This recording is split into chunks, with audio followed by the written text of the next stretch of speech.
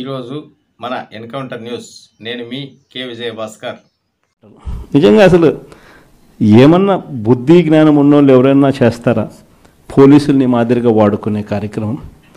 రామగిరి మండలం మన అనంతపురం జిల్లాలో ఇక్కడ కూడా ఆశ్చర్యకరమైన విషయం. ఉన్నటి ఎన్ని ఎంపీటీసీలు అంటే 9 మనం గెలిస్తే వాళ్ళు 1 గెలిచినారు.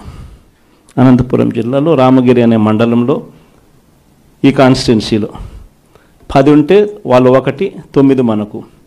ఎవరు గెలిచాలి? యాక్చువల్గా మన వాళ్ళు గెలవాలి కదా, సంఖ్యాపరంగా చూసినా ఏం పరంగా చూసినా.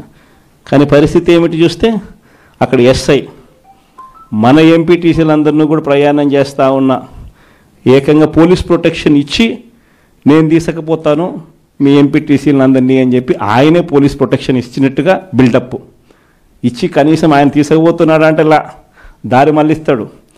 దారి మళ్ళించి ఆయన కిడ్నాప్ స్వయంగా చేస్తాడు. చేసి అక్కడ వీడియో కాల్ పెడతాడు. తెలుగుదేశం పార్టీ ఎమ్మెల్యేతో వీడియో కాల్.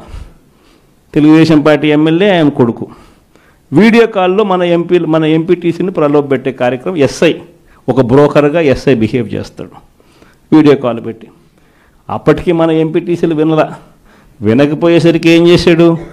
ఈయనే కిడ్నాప్ తీసుకొని పోయి ఏకంగా మండల కేంద్రాలయంలో వీళ్ళందరినీ నిర్బంధించి బైండ్ ఓవర్ చేస్తారు. అక్కడికి మన ఎమ్మెల్యే, మన మాజీ మంత్రి, అక్కడ మన మహిళ మాజీ మంత్రి ఇద్దరు వెళ్ళి అక్కడ ధర్నా చేయాల్సిన పరిస్థితిలోకి వాళ్ళు పోయి మన ఎంపీటీసీలను మనం తీసుకొని మనం పోతే మన వాళ్ళ మీదనే కేసులు.